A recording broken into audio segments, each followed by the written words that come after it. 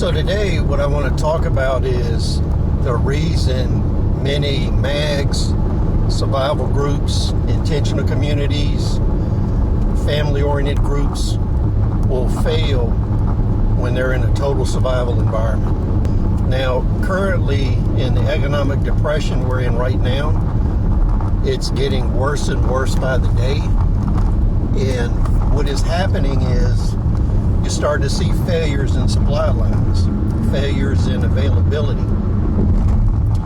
People in the past always said that availability is the issue, not the cost.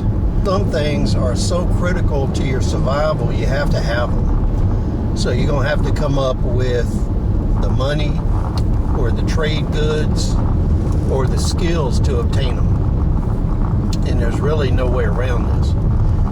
And there are two key personnel that every group needs to have in order to make this happen. Every survival group needs a fixer and a scrounger. Now, those are two specific terms. I've heard them since my childhood. The first time I really heard them was from people that fought in World War II, and they talked about these as a military specialty. Now, there's nothing on the books that says these are a military specialty, but you find that successful units and successful organizations, successful construction companies, successful businesses, they have these two key individuals. The first one is the fixer.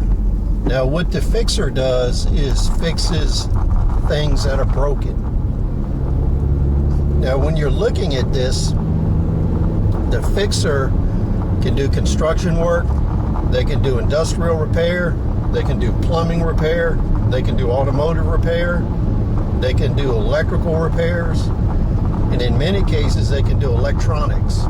Now, myself, I've always been weak on the electronic side. I could do most of the other stuff. These individuals can design equipment and then fabricate it, and that is a key need in a survival environment. The reason is you're going to be working with what you have on hand and what you can barter, acquire, trade for, find, or buy. And that's where the next person comes in.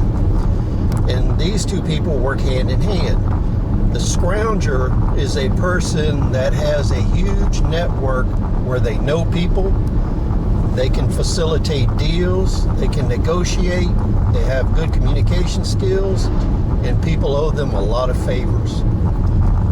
When I worked in the construction and industrial field, I always had a scrounger.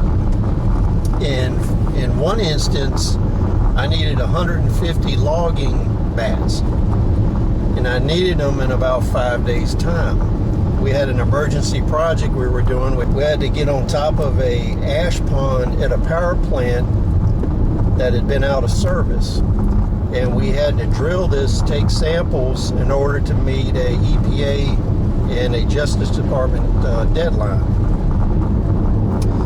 And people told me up and down in the company that we were contracted to that they couldn't find logging mats, and they were 30 days out, 60 days out, 90 days out, and there was none available on the East Coast. The scrounger I worked with, it took him about 4 hours to find 150 mats. And they were on the way to the job site by the end of the day. It took about 2 days and 18 tractor trailers to bring them to the site.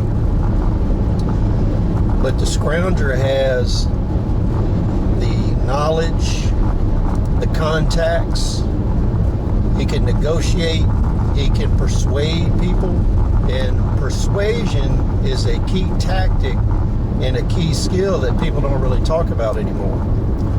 So you can see, based on the description of these two people, the scrounger and the fixer, if you don't have this capability covered in your MAG, your survival group, your family group, or your intentional community, you're not going to make it. This is a skill-based occupation, fixing and scrounging. You may get really lucky and it's the same person, but In extension to that, if something happens to your fixer or your scrounger, you need to have people apprenticing with them. You need to have duplicate people that can do the same work.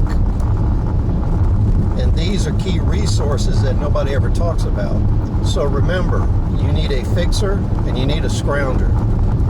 So please rate, comment, subscribe. We'll see you on the next video.